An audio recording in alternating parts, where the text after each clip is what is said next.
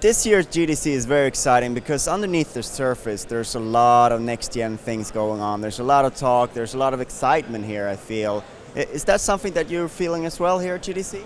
Absolutely. It's a very interesting GDC this year because we are in the transition year, and we can feel that there's a lot of topics to be covered, definitely. A lot of talk, I'm sure, goes on behind closed doors where the press aren't privy to any information.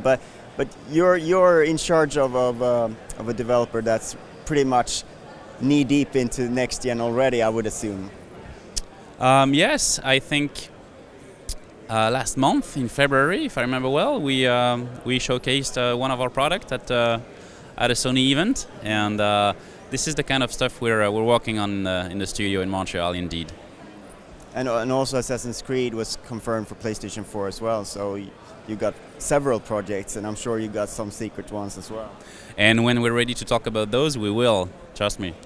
So, what do you feel about next gen? Has it been too long a wait for next gen? Are you sort of, has it been too long a generation? Well, it is indeed. It was indeed a very long cycle, and it actually is, should I say. Probably much longer than what we anticipated or we would have, let's say, hoped for. That being said, we on the Ubisoft side, we had no other choice but to rely on our own vision of what this so-called next gen could be. And we were very much relieved when we first met with Sony to see that this vision was shared. So we didn't wait, and a few years ago we indeed decided to invest on a high-end PC and have our creative teams empowered on what could come next. And I think that this move is really what helped us to be able to show some playable code at the Sony event. That speaks for itself in terms of where we are. Because I do feel it's part of a sort of Ubisoft DNA to sort of jump on new platforms as soon as possible, be ready for that, and be sort of. It's almost not been a launch where you haven't been the biggest publisher in terms of number of titles to come out. Thank you, appreciate that. Yes, indeed, because we love innovation. We are, I think we are an innovative company, and I think we definitely nurture that, and we. It's part of our DNA to be as creative as possible and as innovative as possible, empowering our creatives. So each new system brings its set of possibilities in terms of new gameplay and new opportunities for the players. So yes, we definitely love that, and this is the case also this year. So speaking of Assassin's Creed and Watch Dogs, obviously they're coming out on current gen consoles as well.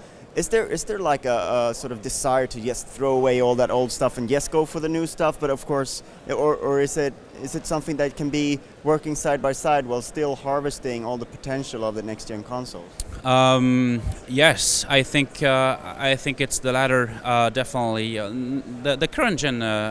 They're here to stay, or those systems won't disappear day one, and there are a lot of them. There are a lot of players that are playing on those machines. So it's important for those guys to be able to enjoy our games. That being said, I think we've been pretty much clever on how to harness the possibilities of the PlayStation 4 and the high-end PC to propose the best experience as possible. So it may be a little bit difficult to put into numbers because obviously the team is sort of one team that does all the different versions, but is next gen development more demanding in terms of manpower? I don't think it has to. I don't think there is yet a link between the size of the team and the next gen. We are not approaching it that way. We're approaching it the way if we got success on a brand that is mature enough, well then it means that the players are definitely enjoying what we are proposing, and we have an obligation to propose more of that. So on a team like on a brand like Assassin's Creed and also Far Cry, you know, yes, we've seen larger and larger teams because the gamers were demanding that. That being said, we've been investing also a lot on R&D and we've made tremendous breakthroughs in terms of productivity and so that we can really focus the artist's work on where they can make the difference. So yeah. So Watch Dogs, obviously a new IP, and it's been a while since you sort of took that step and jumped into a new IP. What's that dynamic for the studio? Is that an important thing to bring in new stuff at some point? I think so. Yeah, it's. I mean, it's not mandatory per se, but each new IP has its own story, and you know, you just don't wake up in the morning and ask the guys, "Hey, make me a new IP." It's not that way. I think if you take the Assassin's Creed example for a minute, you know, those guys, and I can tell the story because I was producing the game at the time.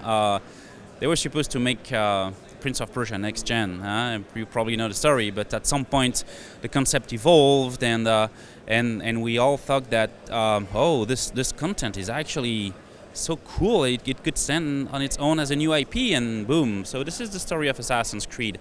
Watch Dogs has also its story, and in time we'll share it. We'll be glad. But so yeah, we're happy to have a new IP. Yeah. So.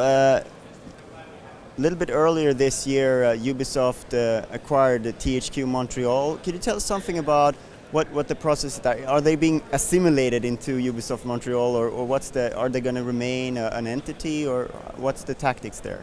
Well, you know, they are part of Ubisoft family now, and we were happy to welcome those 170 employees who are already hard at work on Ubisoft's unannounced project. We sort of know the title there, but you may change it as well, so we don't really, do we? Indeed, unannounced project. It's kind of hard when sort of the auction is public, because it sort of goes against sort of what you guys want to do when you are ready to show something or announce it. Yeah, well, that's life. What I can say is that we're happy to be welcoming those guys, that's for sure. So I'm looking forward to seeing anything that you guys have to offer. It seems like you're well into next gen, and I'm very excited about that. I'm sure that our viewers are excited as well. So thank you very much for your time. Thank you very much. I appreciate your time.